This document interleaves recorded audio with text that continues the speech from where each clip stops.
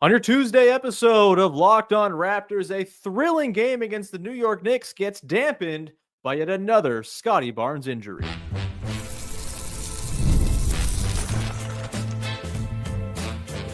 You are Locked On Raptors, your daily Toronto Raptors podcast, part of the Locked On Podcast Network, your team every day. Hey,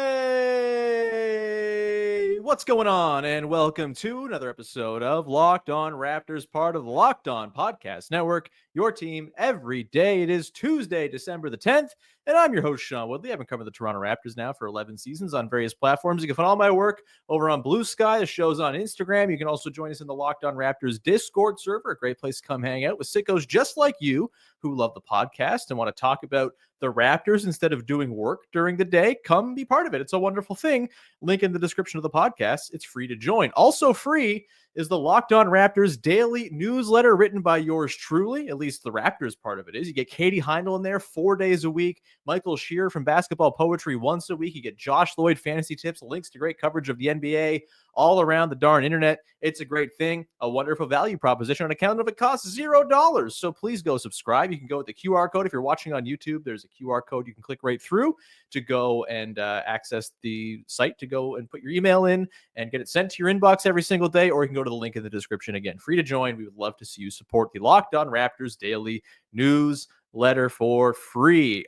Today's show is brought to you by friends over at FanDuel. You can start the season with a big return on FanDuel. New customers can place a $5 bet and get started with $150 in bonus bets if you win that $5 bet. Visit FanDuel.com to get started. And we'll get started here on your Tuesday edition of the show. Coming at you a little later than usual. Had some tech issues a little bit earlier today, so apologies for that. The morning crowd not getting your lunchtime drop, but I'm here for the commute home, baby, and we're here to talk about the Toronto Raptors losing 113-108 to the New York Knicks to close out their 5-game homestand with a third straight loss. They fall to 7-18 on the season. Still the most fun 7-18 could possibly be, but the fun in this one dampened just a little bit or a lot by Scottie Barnes going down in the third quarter in the midst of what was really like a beautiful, thrilling, exhilarating stretch of Raptors basketball where Scottie Barnes was cooking. Everyone was kind of on the string and humming. And then he goes down and it's, despair, sadness all over again. We'll get into the injury. We're going to get into RJ Barrett, who had himself a revenge game and a half against his old team. We've got the good, the bad, and the coming up. But yeah, let's start it off with the Scottie thing. It looked really bad. When you see a guy go down, and I'm up in the upper reaches of the arena when I'm at these games in the gondola, when you can visibly read a guy's lips from that far away as he says, "Oh my God, I can't feel my foot," you know something's not right. And, for a second there, the sort of, and longer than a second, frankly, the sort of sports of it all goes out the window. You're just kind of worried about the guy. It's been a tough go for Scottie Barnes with some freak injuries. The hand thing last year, total freak accident. Getting elbowed in the face by Nikola Jokic, total freak accident. This one, getting tangled up with Karl-Anthony Towns, fighting for a rebound. Like, it's a bummer. It's seeing Scottie take these freak injuries. We'll get into all of the sort of downstream effects of what it means for the team. But for Scottie himself, it's got to suck. He's just coming into his own, right? I wrote on Monday about how he's doing the thing and like winning his minutes. It's the stuff that stars do. And for it to come crashing down once again for an undetermined amount of time is a bummer. We got some good news, of course. By now, you probably know X-rays were negative, which was a big sigh of relief in the media room last night when Darko Rajakovic passed that along. Still at practice today, he was in a walking boot, and he's going to get extra imaging done. It still seems like it's going to be a ways off for Scottie Barnes. I'm not going to guess as to the severity of the ankle sprain because I'm not an amateur doctor. But yeah, we'll see. Probably looking at the new year, maybe not. I mean, there is a history. If you want some copium on this fine Tuesday, Scottie Barnes does have a history of coming back quick from ankle injuries. He had one, I think, very early in either his rookie season or his second year. Might have been his rookie season where he got hurt early in the season. I want to say it was against the Pacers and came back within like 4 or 5 games.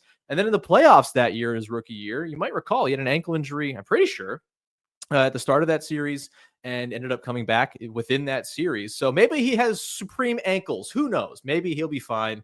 Either way, it sucks that Scottie Barnes is down. And now, once again, we're staring down the barrel of the Toronto Raptors without their best player, without the guy around whom this entire season has been built as far as, gathering information, figuring out what kind of juice he's got as a number one. The returns have been very nice, especially over the last 10 games where the Raptors won his minutes and he was leveling up, I think, as a playmaker and finding his way with the 3-point shot and all of that. And now that progress gets cut short again. It's another delay on seeing the fully functioning BBQ trio with Barnes, Barrett, and Quickly.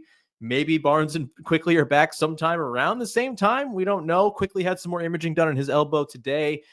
Still, it's a rest thing. That's basically what Darko Rajakovic laid out yesterday, is that it's a rest thing for Quickly with the UCL. It's not much you can do with that injury except for just wait for time to do its work. And so we'll see. But yeah, it's a bummer that those guys aren't available. And so now we're back where we were in November, where the Raptors went 2-9 without Scottie Barnes. And we saw down the stretch of this game, as was the case during that 2-9 stretch, the Raptors got the juice and the sort of hardworking spirit and the try-hardism to stay close in games against even very good teams. And the Knicks are that. They are a very good team. RJ Barrett, we'll get into him coming up later, but he was awesome in this game and seemed like he was going to sort of drag the Raptors over the finish line himself. That didn't quite transpire. We'll get into some of the stuff that went wrong for Barrett and the team at the end of this game. But I do think, it is just like, why did it have to happen in that game? It's kind of like in that Nuggets game where Scottie first got hurt, where it's like, wow, they're really taking it to the Nuggets here. This is exciting. They've already won one of their first 3 games. They're going to be 500 if they pull this out. Scottie goes down and the inevitable result of losing to Nikola Jokic takes place. Similar thing here, although Scottie went out in the third quarter and not the fourth, but they were really kind of humming on all cylinders in that third quarter. A 13-0 run in the second quarter for the Raptors, where Kelly Olynyk's throwing dimes and Jacoby Walters in there, making stuff happen. The third quarter comes along and Scottie Barnes hits back-to-back threes after sizing up Mikal Bridges on a drive and scoring over him. The flow, the defense, like they're shutting down really like the best offense in the league, and they're doing it pretty darn well up until Scottie goes out. And then it becomes more of a sort of trade buckets type of game down to the end. But yeah, it just to see them kind of finding that peak, and it's not even the peak. We haven't seen Emmanuel Quickly yet. We don't know what the full capacity of this team is just yet. It's still the Death Star in construction, if it's going to be the Death Star at all. Maybe you don't want to be the Death Star. The thing gets blown up a lot. But it's just to see the sort of peaks of what they're capable of against really good teams. And for this injury to happen in the middle of that, it's a huge bummer. Can they weather this stretch without Scottie Barnes? Like, probably not wins-wise, honestly. Like, the schedule coming up is not forgiving. There are some teams that they should beat or can beat, and some teams that are probably going to spank them. You've got the Heat coming up Thursday. There are no great shakes. Obviously, you had Scottie, where in the home and home they had a couple weeks ago, where they took one of them. It's going to be tougher without Scottie, but RJ Barrett seems to love to play the Heat, so maybe there's a thing there. The Bulls stink. The Nets stink. Like, maybe those are a couple wins you can take. Then you get Rockets, Knicks, Grizzlies, Hawks, Celtics, Nets, Magic. The Nets obviously are the Nets. The Magic are hurt right now, and Franz Wagner's out now, so maybe there's a win to be had there. They can probably squeeze 3 wins out of this stretch without Scottie Barnes if things go great. But yeah, this is not going to be a run where they rattle off a bunch of wins. And for you tank heads out there, don't worry. The tank's going to take care of itself here. It's all good. They're going to have lotto balls. I think they're down to 4th worst in the league already. And we'll see here. But I do want to just sort of get out in front of it and say, like, there's a lot of doomerism going on, I think. And maybe this is just me being in the Locked On Raptors Discord on a particularly gloomy Tuesday, but it does feel like there's a lot of, well, season's over. This is a lost cause, done. It's a wasted season, blah, blah. No, it's not. There's still a lot of time here to get some guys back, to get whole. And the nice thing is that they're not up against some kind of time barrier where they need these guys back in time to make a run to the playoffs. That's not the goal here. The goal is just to see these dudes play. And as much as it feels like we're deep into it right now, they've played 25 games. It's mid-December. Christmas is nearing. And all of a sudden, the trade season is going to begin and all of this. Like, there's still 57 games left to play on the schedule. It's a lot of basketball games. There's a lot of time for the team to get whole and still have meaningful stretches of minutes together.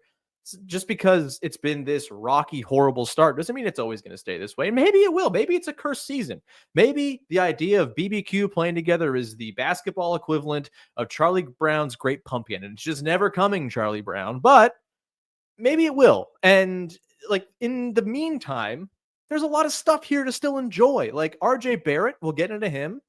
It's going to be tough. Like he's going to be overextended as the number one again, but Kelly Olynyk's back. What a stabilizer he's been. He's been super fun watching him kind of take the Chris Boucher minutes, which are this erratic sort of roller coaster.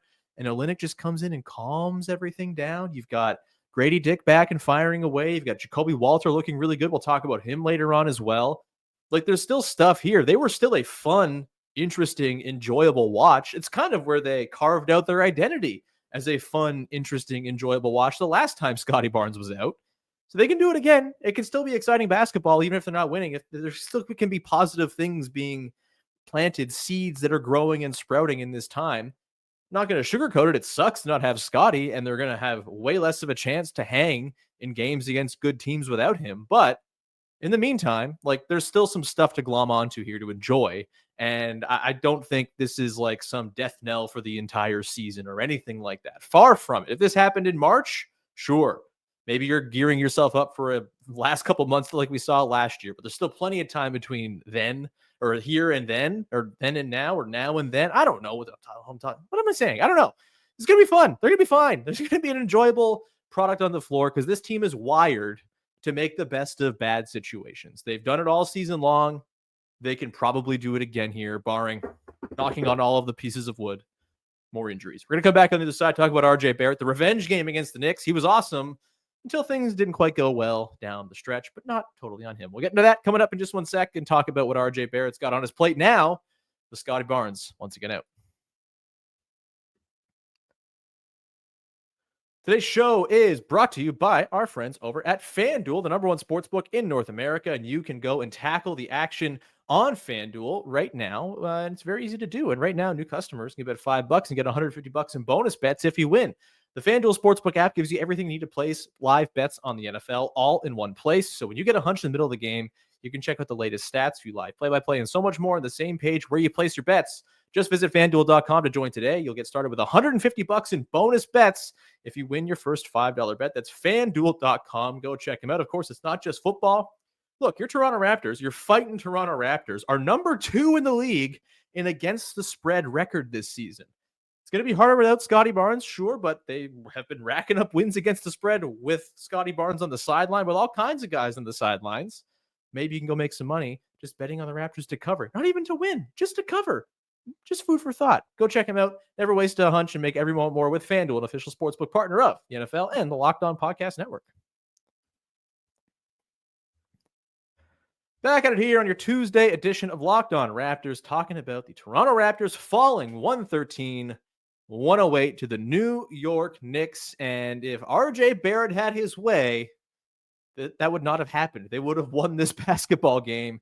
It seemed like RJ Barrett was on a mission in this one. It seemed like he was on a mission to go and rip the throats out of every single player on the New York Knicks, former teammates, guys he never played with, Tom Thibodeau, all of them. He seemed to really, really want this one. And look, man, RJ Barrett, he's a man with a chip on his shoulder. He's a man who's got a lot of self-belief.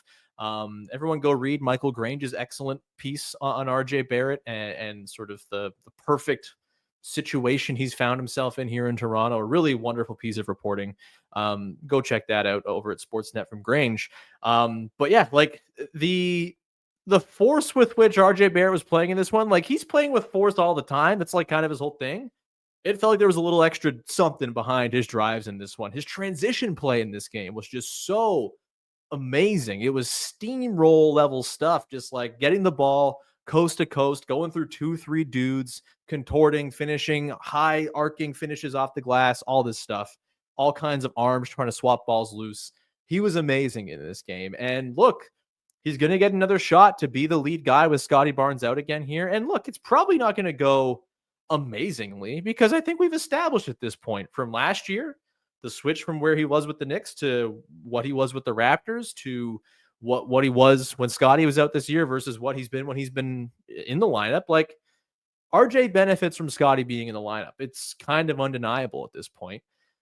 And, you know, maybe you look at the last part of last season with Scottie out where RJ's numbers kept on going great and things are fine. That was like Mickey Mouse basketball. It wasn't real basketball down the stretch last year. But so far this year, With Scottie, over the last 10 games, RJ Barrett, a 60.4 true shooting percentage. Very, very good. Without Scottie during those 11 games, 51.7. And that speaks to just how tasked he was, overtasked, frankly, with guiding the Raptors offense. He's made great strides as a pick and roll playmaker. There were a few reads he made last night. He had one pass cross court to Davion Mitchell for a corner three that was just beautiful, chef's kiss stuff. And he's done that a lot more than I ever thought him capable of.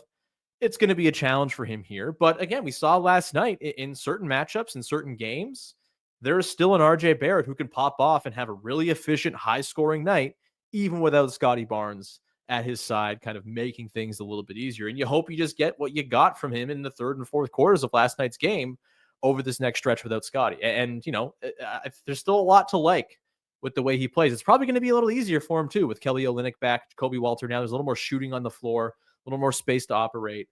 I think this can be a better turn for RJ. I don't think it'll change much in terms of my overall outlook for him, unless he really comes out and totally scorches the earth and is incredible and is maintaining the efficiency that he's been able to keep up with Scottie in the lineup. Then that kind of changes matters, right? If there's a 15-game stretch here without Scottie, just the spitballing numbers of games, totally uneducated spitballing. But if it's 15 games without Scottie and then RJ is able to kind of guide the ship and be more efficient than not and kind of cut out some of the bad stuff that hurt him, figure out the yips at finishing at the rim that seemed to dog him while Scottie was out, then, maybe the conversation changes and the feelings change on sort of what his capability is with the ball in his hands. But yeah, going back to last night, just sort of the stuff in this one. I mean, he was just again, the constant head up, downhill momentum from him was awesome. And frankly, they lost this game down the stretch, obviously. A couple big plays. You have the trap that goes wrong.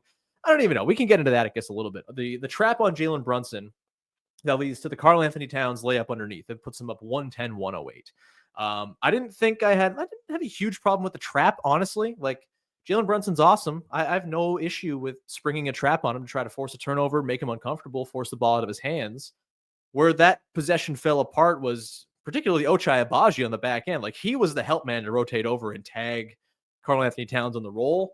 He didn't roll over. He didn't, slide over and rotate. It was tough because of the shape of the floor, the geometry. It was a difficult set to guard, regardless of whether you trapped or didn't. But, and that's just the Knicks. Everything they do is difficult to guard because they're shooting all over the damn place. They're a really good offense. They're hard to slow down for a reason. They're number one in the league for a reason. Jalen Brunson also made a ridiculous pass, even though Jakob Poeltl, I thought, slid his feet pretty well to stay in front of him. Maybe could have got it a little extra half step to wall off that passing angle just a touch, but credit to Brunson for an awesome pass and, a tight finish in close quarters for Towns. Great for them. That's tough. You get down the other way and RJ Barrett, I think you get the exact kind of possession you want, right? You run pick and roll with Barrett and you get Karl-Anthony Towns switched onto him. And Karl-Anthony Towns, for all he does on offense, he's been awful defending the rim this season, was awful defending RJ Barrett at the rim last night. And this is perfect. This is the utopic last possession for the Raptors to try to tie this game, is the guy who scores at the rim all the time against the guy who lets people score at the rim all the time. Perfect. Credit to Towns. He did a good job sliding his feet and sort of offered just enough resistance on this possession as RJ tried to get downhill to allow OG to fly over and get the block. I don't think anything went wrong there. I don't think it's, there's no shame in getting your stuff blocked by OG Anunoby if you're RJ Barrett there. It was good process. It was a sound play. Just didn't lead to buckets. But, if you can get that in a clutch situation, that's huge. And, more often than not, RJ's scoring in that situation. I had no problem with the process there. The stuff from RJ that is probably going to be brought into focus as Scottie's out again and he's not there to kind of put out fires the way he does so well on defense. It is the off-ball defense stuff from RJ.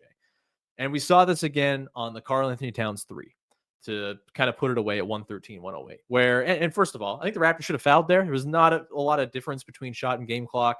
It's not a perfect situation one way or another. I don't think they gave themselves enough time, though, to really get anything done. I think, foul, hope someone misses a free throw. It's probably a better move than just letting them play out the possession and maybe scoring 2 or 3 in the eventual case that they did. And I think RJ, this isn't totally on him. This was by no means the worst moment of his, off-ball defense in this game because, boy, oh boy, there were a whole lot of cuts that RJ Barrett just kind of let go by and forgot about, as he's want to do. It's been a thing this year. It's been probably the biggest downside of his entire game, as he's put up awesome numbers and I think done a pretty good job cementing himself as a part of this team long term. The defensive questions are still there, especially off the ball. And we saw them rear their ugly head again last night. I think, in that Towns possession, I think he maybe just kind of got caught napping a little bit, sort of in no man's land of, am I going to go help on Jalen Brown or OG Anunoby in the pick and roll situation here? Or am I going to just kind of stay stuck to Karl-Anthony Towns? I think just having other guys on the floor who could have gone and been the help there. Jakob Poeltl had OG in front of him. First of all, I'm not too worried about OG blowing by Jakob Poeltl there at all. And it's not like RJ was shading all the way over, right? He wasn't too far away if you go and watch back the possession, but I feel like you want to just stick to Karl-Anthony Towns, kind of almost being a full deny in that situation to just keep Karl-Anthony Towns, the greatest shooting big man in the NBA right now, from knocking down a three and ending your night. And, it's tough to give RJ the benefit of the doubt on the off-ball defense stuff because it's not great. But again, they're not in the position to even come close in that game if it's not for RJ Barrett bringing the damn roof down in this game. And I don't want to sound too negative about RJ because I think sometimes I come off that way. I just try to be fair and talk about the stuff that's great and stuff that's not. But last night, this was like a full-on revenge game. This was full-on RJ Barrett marauding in the open court, super efficient, 3 of 7 from downtown. Totally should have gotten to the line more. We'll get to that coming up in a second here as well. I thought this was a really nice RJ game overall, and you're going to need to see a lot more of that with Scottie Barnes out. Hopefully he's capable of it. Again, if you have, Olynyk helping out and, you got Mobo there to clean up some defensive messes, if he's going to get some more minutes without Scottie, Walter offering some shooting juice, maybe Jamison Battle gets back in the mix here to just give a little bit of life to the offense.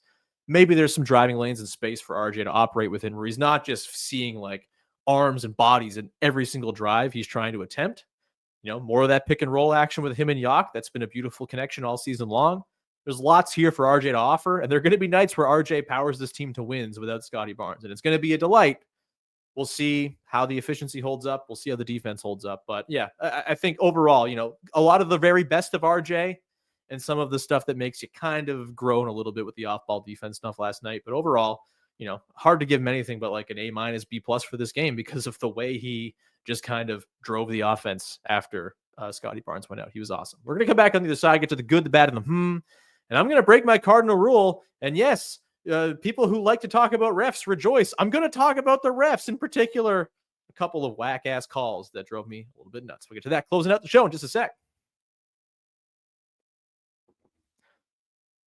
Today's show is brought to you by our friends over at Mint Mobile, where you can cut your wireless bill big time. With big wireless providers, what you see is never what you get. Somewhere between the store and your first month's bill, the price you thought you were going to be paying magically skyrockets. With Mint Mobile, you'll never have to worry about gotchas ever again. When Mint Mobile says $15 a month when you purchase a 3-month plan, they mean it. Use your own phone. You keep your own contacts. It's a beautiful thing. And again, you can ditch overpriced wireless with Mint Mobile's deal and get 3 months of premium wireless service for just $15 a month. To get this new customer offer and your new 3-month premium wireless plan for just $15 a month, go to mintmobile.com/lockedonnba. That's mintmobile.com/lockedonnba. Cut your wireless bill to $15 a month at mintmobile.com/lockedonnba. $45 upfront payment required, equivalent to $15 a month. New customers on first 3-month plan only. Speed slower above 40 gigs on unlimited plan. Additional taxes, fees, and restrictions apply. See Mint Mobile for details. Wrapping it up here with the good, the bad, and the way we round out every single episode of this show on the heels of a Toronto Raptors basketball game. A thing I liked, a thing I didn't like, and this got me a little bit intrigued about the latest in Toronto Raptors basketball. The good, Jacoby Walter, the damn broke, finally came into this game shooting 15% from three, had a 34% true shooting. He's bumped that all the way up to 43 now. That's great. On the way up, baby. And I, as much as I lean on true shooting quite a bit as a pretty important metric, you want to be hitting your shots. I think it kind of belies the impact of Jacoby Walter to just sort of look at the true shooting stats right now, because he's doing a lot of stuff to make life easier for guys on this team. His defensive footwork is well beyond what any 20-year-old has any right to have. Really exciting stuff from him there. A lot of interesting flashes. For me, with any rookie, It's not so much about like the consistency, because that's never going to come unless you're like a supremely talented rookie. It's always just going to be about the pops. What can you do that hopefully, when strung together over the course of time, as you mature and your game refines and all of this, what are the things you're capable of at your peak that you can then turn into sort of the basis of your game? And there's a lot of stuff with Jacoby Walter and those pops, those peaks. It's really exciting. The mid-range stuff is awesome. You had another one of those last night, just kind of smoothly, calmly walking into a mid-range pull-up. It looks like the most comfortable shot in his repertoire right now. It's awesome. And you cannot speed this guy up. He's just going at his own pace. He's calm. He's relaxed. And then you bring in the 3-point shooting on top of it. And all of a sudden, like, this is a damn interesting player. We'll see where things go upside wise, what he's capable of. But really, really exciting start. 19 points, career high for him last night, 3-7 from downtown. Darko Rajakovic talked about it after the game with him. Let's like keep on shooting, dude. Short memory, the gunner's spirit, all of that stuff. They're emboldening him to shoot. That's half the battle. If you are confident, if you are letting them rip, you think they're going in, usually the results are going to follow when you have natural shooting talent, which I think Jacoby Walter very much does. Let's get to the bad. Yeah, it's ref talk time, baby. I don't do this often, but there were a couple late calls, and man, does Tony Brothers in particular know how to piss me off with some of these calls that kind of go against the Raps. There were 3 in this game that kind of really chapped me a little bit. There was the lost challenge where Karl-Anthony Towns just very clearly stepped on Kelly Olynyk's foot and fell over and got called for Kelly got called for the foul. Maybe there was like some slight bodily contact, but I don't think so. And Tony Brothers' explanation was there was contact with the foot. Yeah, Karl-Anthony Towns made contact with Kelly Olynyk's foot and then fell down. I don't know how that's a foul on Olynyk, and it's a shame they lost that challenge because they could have used it later on with a couple of these other calls. There was the Davion Mitchell and one foul on Jalen Brunson, that big 3 hit late. That one, it's 50-50. Like, I think Mitchell might have had his hand just like barely in the cookie jar. I think he pulled it out kind of on time before the lid snapped down, but they called it, and that's a bummer. Probably the third most irritating of these calls. The one that was like a joke, and the one that probably shifted the dynamics of the end of this game the most was the call on the floor where RJ Barrett like clearly should have been given continuation. He hits it. I think he's fouled by Jalen Brunson. He scores on like a free throw line-ish floater type thing, and it's called on the floor. Okay, sure.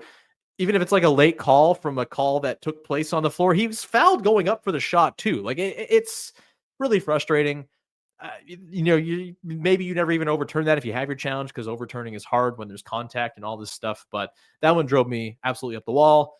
I'm not a refs talk guy. They didn't lose this game because of the refs. Like, you hit some more like bunnies. You shot like 52% at the rim in this game if you're the Raptors. Like, there are ways you could have made it so refs did not determine your fate, but they did a little bit at the end, and that is a bummer.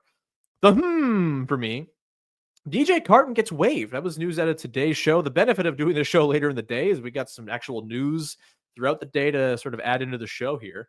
And DJ Carton waived from his 2-way deal. It's tough. He's had a lot of injuries, just hasn't been able to stay healthy. I like DJ Carton, cool guy. Didn't seem like he had much of a pathway to minutes on this team as like the 4th best annoying point of attack guard, 3rd best annoying point of attack guard on the team, behind Jamal Shed, behind Davion Mitchell. And it just seemed like, especially whenever they get quickly back, there was never going to be much of an avenue for Carton to play. Hopefully everything works out for him and his health and he's able to get back. Go read Samson Folk's great piece that he did with DJ Carton earlier in the season, kind of talking about his mental health and sort of his road to the NBA. Really good stuff. Rooting for DJ Carton for sure. Fun player, but that leaves a 2-way spot open.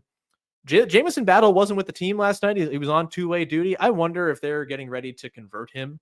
He feels like he's earned it. He's leading the NBA in rookie 3-point percentage. That's great, 42.5%. We all know the beautiful butter that is Jamison Battle's 3-point shot. I wonder if maybe there's something cooking there with sort of just shuffling the end of the roster a little bit. Bruno Fernando's guarantee date, I think, is just a few weeks away. And it seems like Jonathan Mobo has earned the backup center job, and I think rightfully so. He's been awesome. I can watch him play all day. He should play more now that Scottie Barnes is out. Hell, start him. I don't care. Him and Jakob Poeltl, they're running 2-man game and getting dunks for Mobo out of it. It's awesome. So I do wonder what they do with that third 2-way spot. I think it's probably Eugene Omoruyi, who's been down with the 905. I know Kennedy Chandler's been a guy who's done a lot of stuff, but Omoruyi's put up some big numbers. He's a big, maybe he just kind of fills in the sort of break glass in case of emergency big spot that Bruno Fernando would vacate if they waived him. You can convert Battle to an NBA deal, lock him in, maybe give him a few years just to have him on a nice, affordable deal, and he gets some NBA money, which as an undrafted free agent, like if you can turn anything into, any of your work into an NBA contract, that's a huge, huge, massive success. I think he's earned it. And maybe we see that, we'll still have, as of recording, we don't know exactly what's going on there just yet, but that would be my hunch as to what's about to happen here with Omoruyi, or, I guess Kennedy Chandler could get it. He's just like a small guard. He's kind of been around a while. I don't really think there's like a whole lot there. Plus Omoruyi, nice Canadian guy, and he's a small, big. He's like 6'7", 6'8", more of a bruiser type. So he's not really your Bruno Fernando stand-in, but the Raptors are getting by with 6'8", 6'7" types anyway. So maybe there's something there for Omoruyi to get into that, again, sort of more of a bruiser 4-5, maybe a 3 in some situations type of role if they are to make him a 2-way. We'll see. Either way, that's going to do it for today's show. Thanks so much for hanging out. We will talk to you again on Wednesday, where I'm going to do a podcast kind of talking about a few different topics, how they get through life without Scottie Barnes, and also why the hell don't the Raptors dunk anymore? That'll be tomorrow's newsletter post as well. Looking forward to that. As someone who loves dunks, I'm offended. This team is amazing, but they don't dunk. So maybe I don't like them. That's extreme, but dunk more, please. Either way, you can look forward to that in the newsletter and in the podcast tomorrow.